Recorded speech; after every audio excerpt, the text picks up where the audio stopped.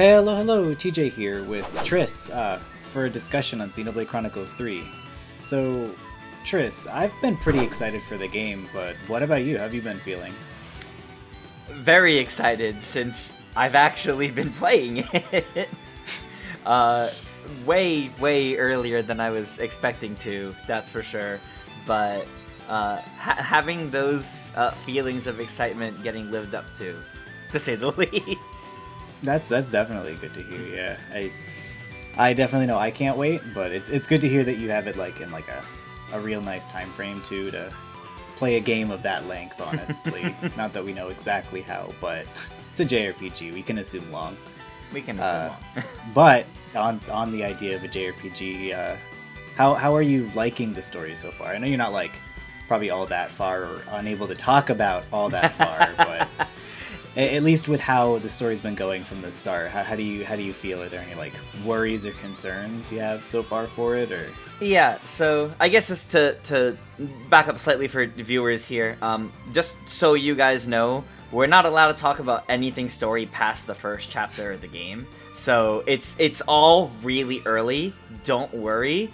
But I will put visual spoiler warnings or my own voice edited in post spoiler warning. Skip this part if we talk about anything that might be regarded as such. We're gonna try to be light on the details for that though, because I know from previous videos how you guys have been feeling about those. So we're not gonna get too into this there. But to answer your question specifically, it's been pretty enticing, honestly. It did a really good job from the get-go getting me interested. I know a lot of people's complaints with, I can't even just say the first two Xenoblade games, all of the previous Xenoblade games. You have people talking about how it was hard for them to get into because it just took a while for the story to kind of start up, For a lot of people, for example, in the first Xenoblade Chronicles, a lot of people don't feel like the story starts up until the Mechon attack on Colony 9. And that's, depending on how you're playing, that could be several hours in. So, I don't know the exact point for 2, but I can say here, by the end of Chapter 1, there was a lot going on, and I was really invested in what was going on, and they throw you into it pretty quickly, which is nice. In terms of concerns, though, I was a little worried at first because all of the promotional material for this game has been pushing your big party of 6. Yeah. So much so that the expectation is, okay, this is your party of 6. You're getting all 6 of them really early, and you're immediately going to be dealing with that. Yeah. I guess, spoiler warning, kind of, you don't start with all 6. You start on one side of this war. You start on one side and with 3. So it's not as neutral as we thought it would be at first. But I guess that makes sense. You need to establish the world, you need to establish the characters in the world, and then their reasoning for teaming up, which we've kind of already seen in trailers, but I won't go really into here. But they do a nice job at getting you to understand the characters' motivations and the backstory and their experiences and the trauma of war. And because they're focusing so far in on one side of it, then the initial concern was, well, there was 2 initial concerns. Either, am I going to have to go through all this again with the other side? Or, the flip side of that argument, am I just not going to care about the other side because they're not getting this level of it? And thankfully, that was not the case. Neither one of those was the case. It was not drawn out. They didn't make you have to do it all over again. But they had a really good way of kind of conveying, the characters on the opposite side of the war are just as traumatized as your main cast and dealing with just as many problems. And I got attached to the other trio just as quickly, I would say. So they did a pretty good job getting the party together, I think.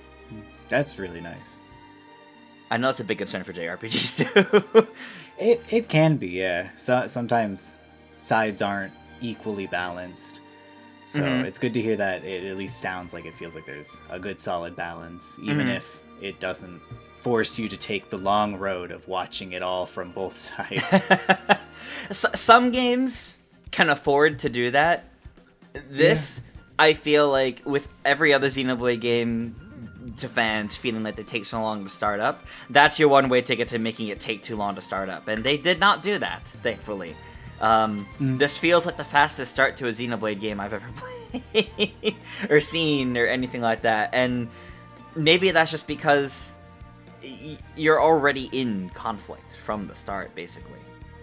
And you're not playing as people from the sidelines. You know, you're not Shulk, who's just a mechanic, or Rex, who's salvaging for things. You're playing as people on the front line from the get-go. They're heavily involved in the war from the start. So it's a different kind of storytelling in this case. Though it is incredibly obvious from the way the story plays out from the very first cutscene to literally the direct we had a few weeks ago with like the expansion pass art. Noah is your protagonist. Very obviously Noah is your protagonist.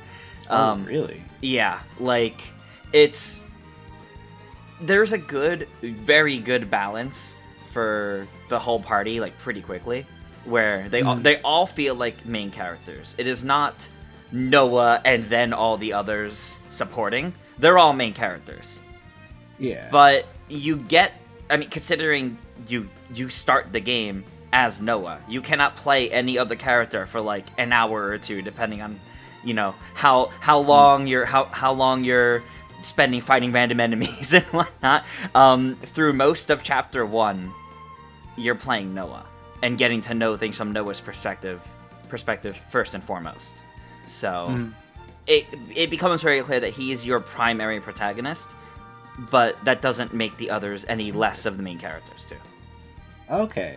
Because I was definitely, I guess, the way you worded it, I was a little worried because like a lot of the promotional art definitely makes it seem like, not to say like the whole party isn't important, but it makes it seem a lot like it's like a two protagonist deal where it's Noah and Mio.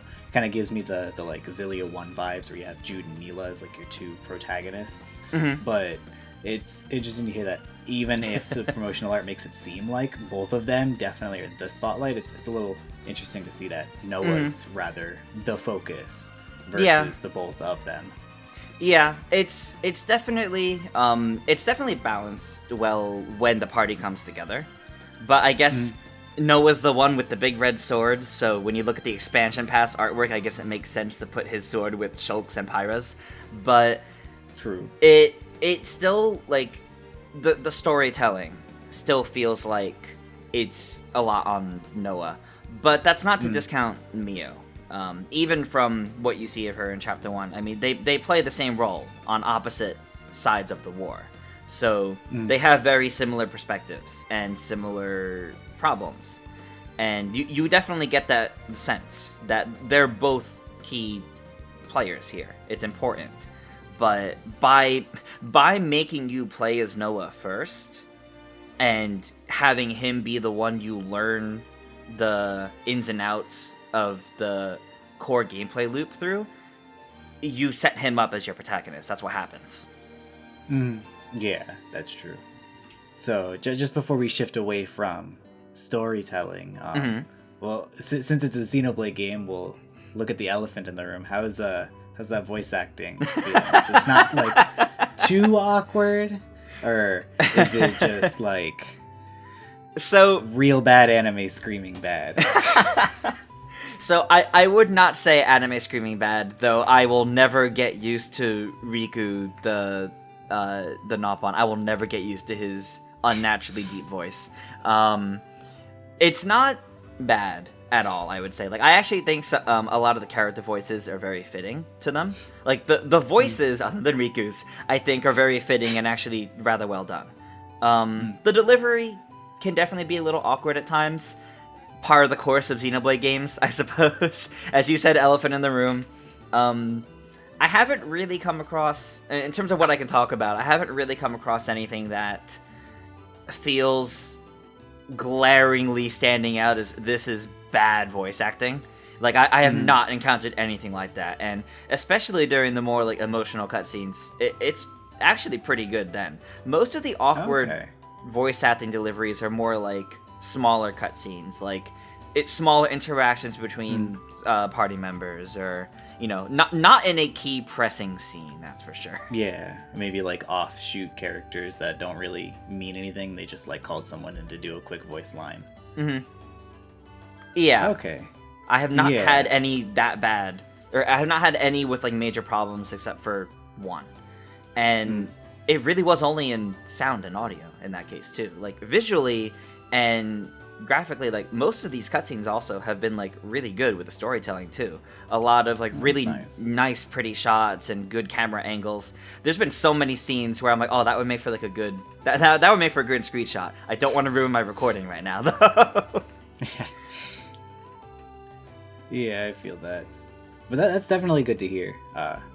It can be a bit of a concern at times, but well, we'll shift away from that. Well, but before you shift away, I guess to give a better idea from what we've seen of Xenoblade 3, even before me doing this preview here, like the direct, the different trailers, it was clear that it was taking a serious route, and I think it delivers well on that in terms of its performances. And I think that's important because I know one of the biggest complaints, and this is not to knock the games, but one of the biggest complaints of the previous entries in the Xenoblade Chronicles series is sometimes the voice acting will take people out of the experience, especially during some serious scenes. And I've not encountered that at all. I have encountered scenes where they very much could have messed it up, doing insert anime trope in the middle of the serious scene, but they didn't, and I respect them for not doing that. And the focus is very clearly on the serious storytelling. The voice acting delivers that, the presentation delivers that, and that's a good sign. That's really good to hear. A bit more tasteful framework for some of the sections where they otherwise might have the opportunity to just throw a quick joke in. I guess the example I can give, because it's literally like in the first few minutes of the game, basically, when your party, and I guess spoiler warning here, if you don't want to hear about a particular easygoing cutscene, your party, specifically in Kevis, comes back from war. They come back from the front lines. They're like, okay, we're back in the camp. We're back in the colony. We're gonna like go take showers and go rest. And there's a scene of a few of them like talking in the bath together, and they very easily, in a game like this, especially going off the track record of some of the previous games, very much could have turned it into something that would up the age rating a little bit, or make one think of doing such, because slightly distasteful camera angles or something during serious conversation. No, they kept it on the serious conversation, and it was actually a very, very tasteful scene. Like, it was done really well, and it's kind of surprising that there wasn't even the hint of, oh ho ho, we're going to be silly about this for a moment. So it's clearly being respectful and serious about it, and respecting its characters, not to fall into certain tropes. And it got like a kudos from me in that moment, because like, wow, okay, they're taking it seriously right off the bat. Good. Yeah, that's really nice to hear. So otherwise, we'll get right into combat. Generally speaking, how does it feel? Like, would you say it's like responsive, that it feels snappy, nice? Some of the like other systems, like the combat dashes, have you messed around with those? So I completely forgot about the combat dashes, I have to completely admit, until you said that, and I'm like, yeah, I remembered the combat dashes when preparing for this. Because I looked back at the direct that happened to remind myself like what we know of the game so far, so I can make sure to highlight some new things here. I completely forgot about the combat dashes, and in my hours of gameplay, I'm like, well, that's a lot of footage that won't be using those. So gotta make sure I start using those now. Yeah, I need to get on it. Maybe it'll actually help me win battles better. No, the battles feel really good.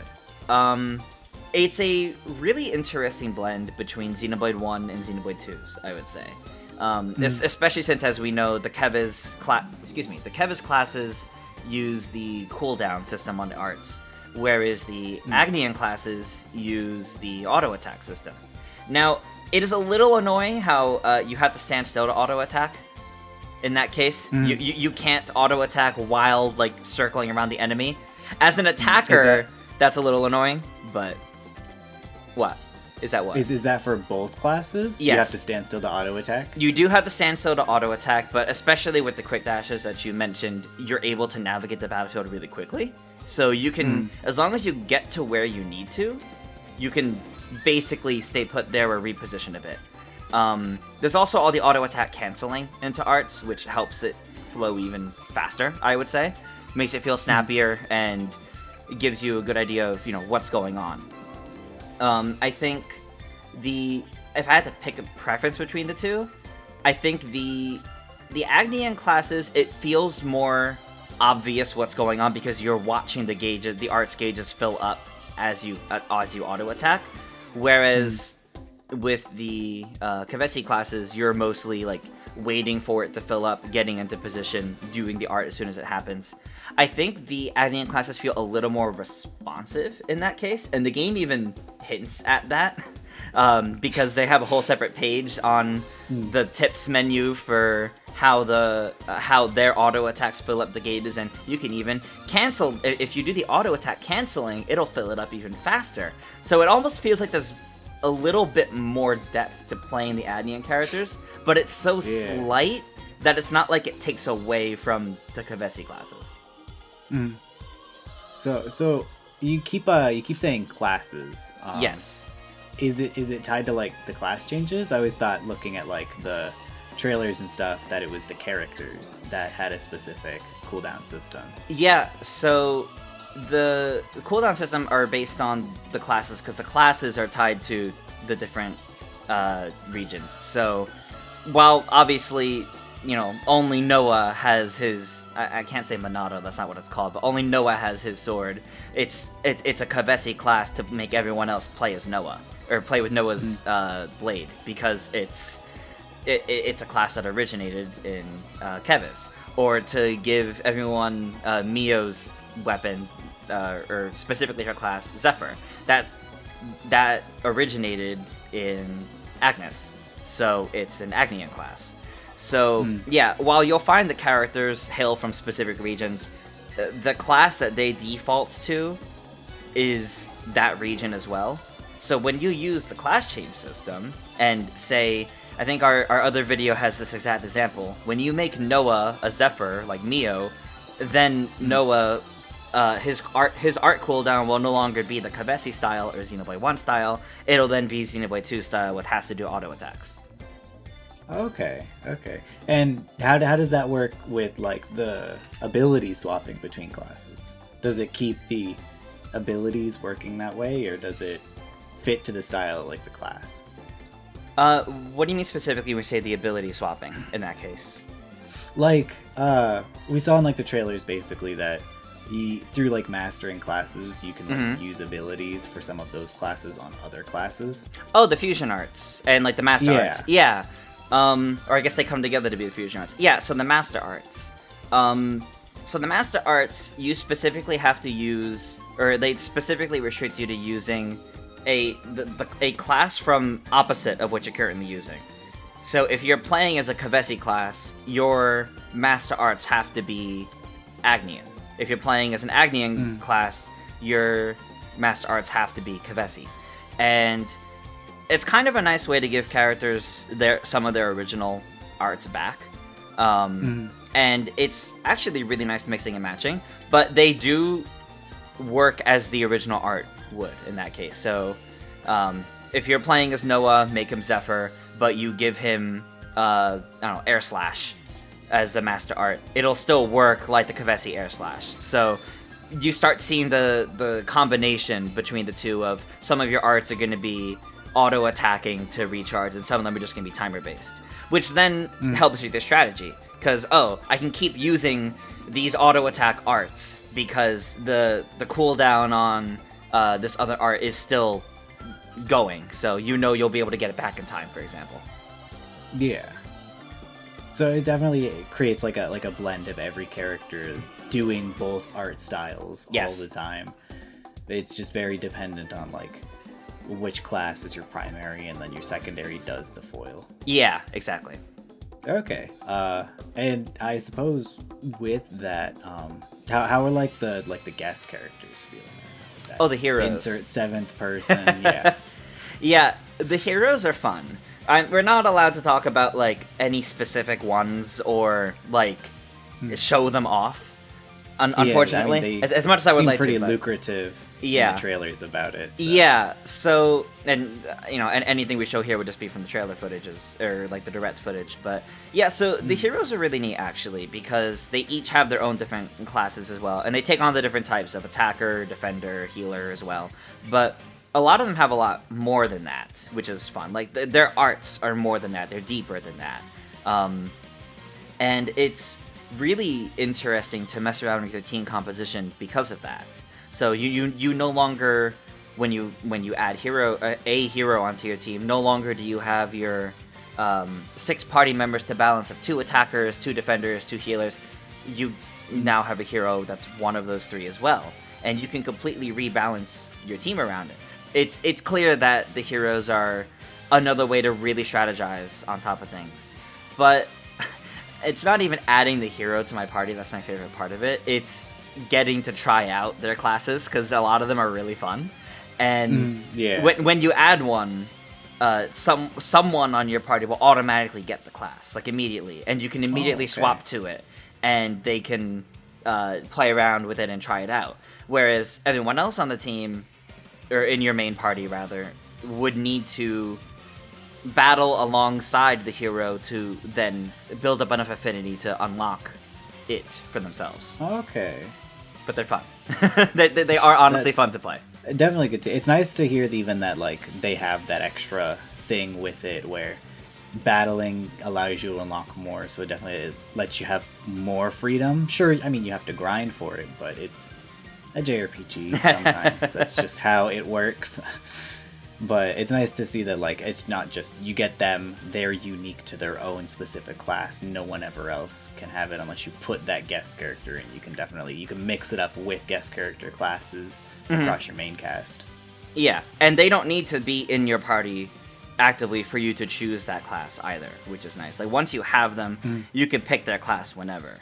And you can have, any one of the guest characters in your party, but then you can make your entire party built up of other guest character classes if you want. It's a bit of a shame you can't play as the guest character or the hero. I keep saying guest characters now, thanks to you. The hero. You can't play the hero directly, but I think being able to take their class onto a character of your choice, I think, is still special. I still like that. And you get the outfits too, which is fun. Oh, that is fun. That's nice. A lot of customizable glamour options. That's always a bonus. So was there, like, I guess anything else that you specifically wanted to make a note of in the combat? Was there something that felt especially good, or maybe something that didn't?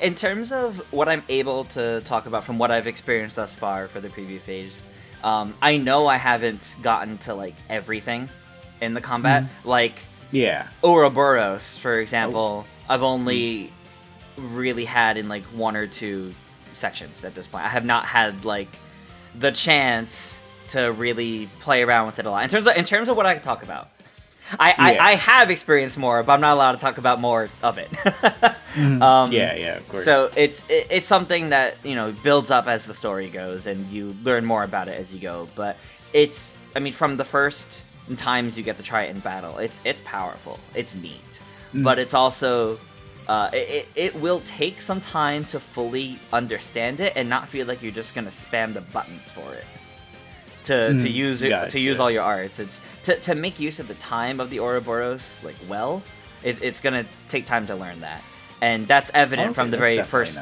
time you use it. So it's definitely good to hear that there's an actual like ability curve, not just spam the buttons as you go. But you did mention how much you got to mess around with it. Like, I guess, how much would you say the game's like giving you features wise? Does it feel like it's taking too long to give you mechanics, or maybe it's giving you too many and it's overwhelming?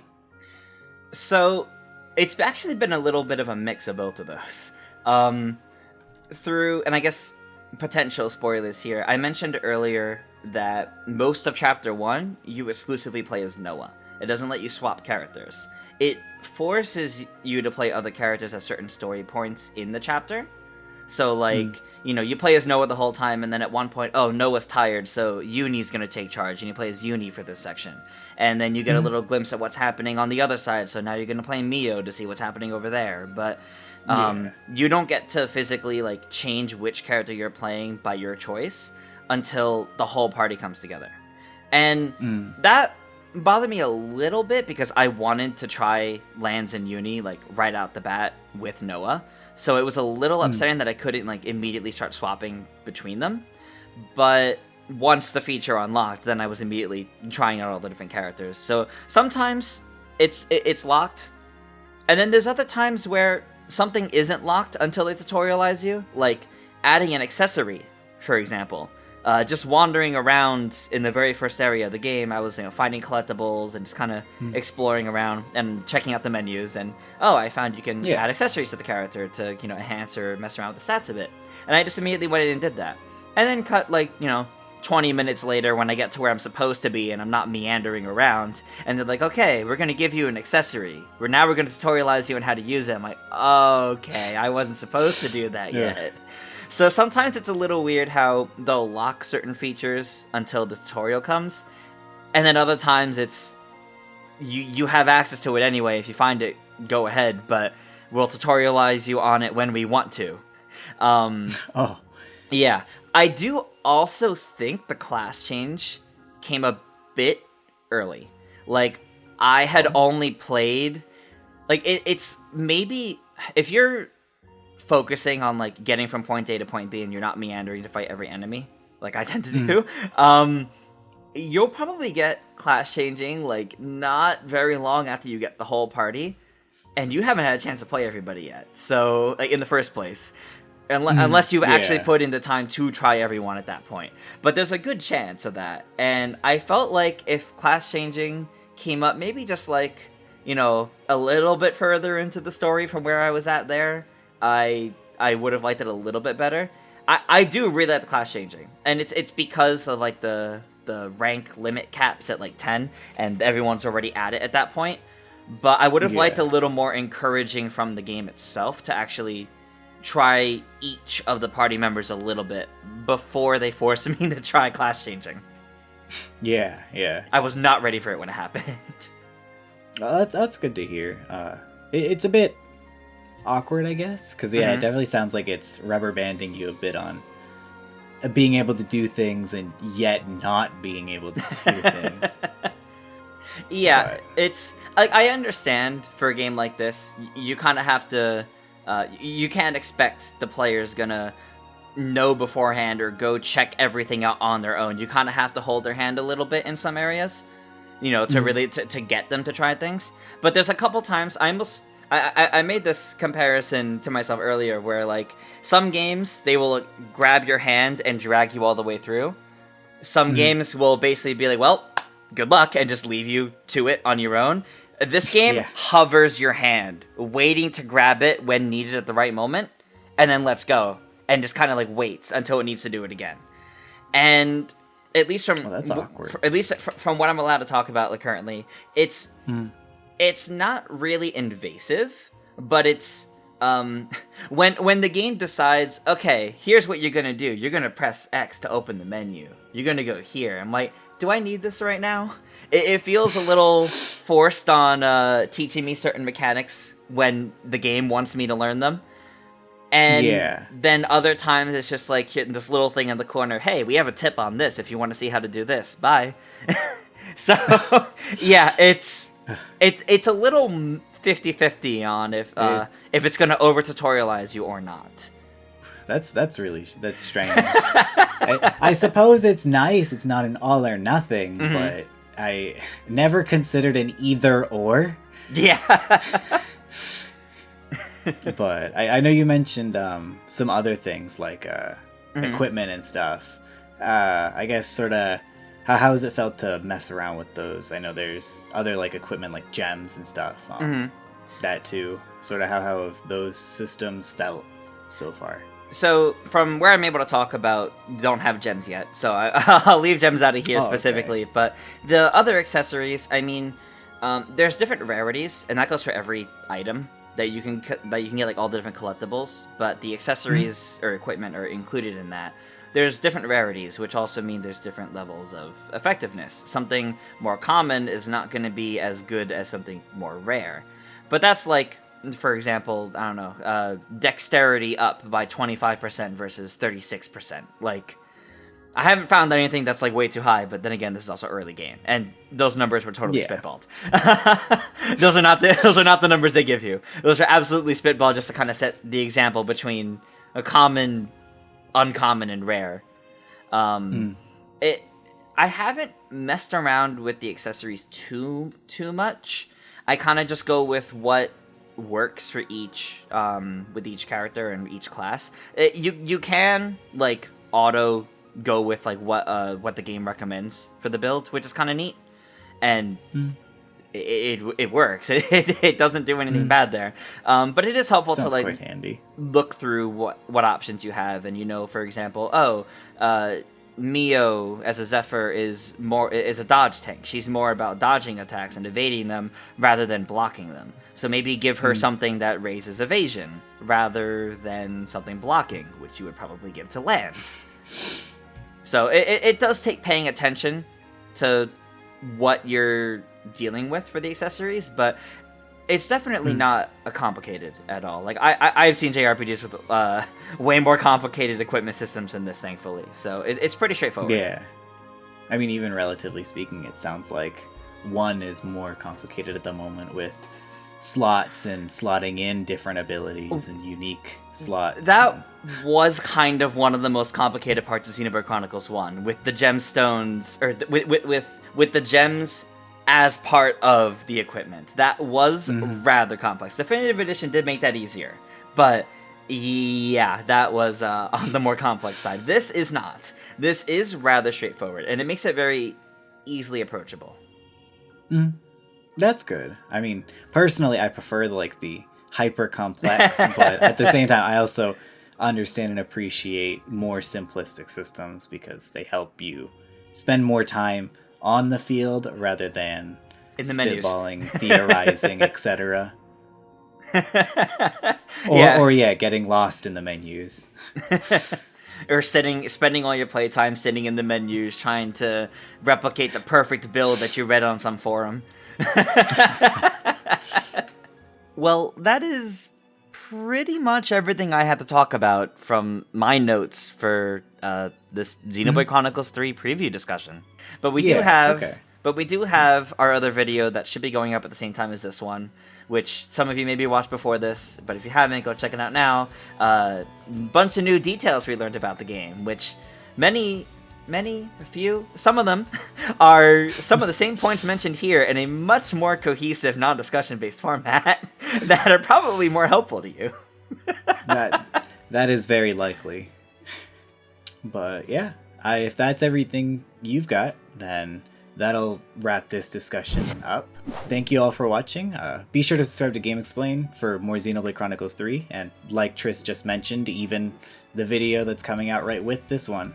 Until next time, take care.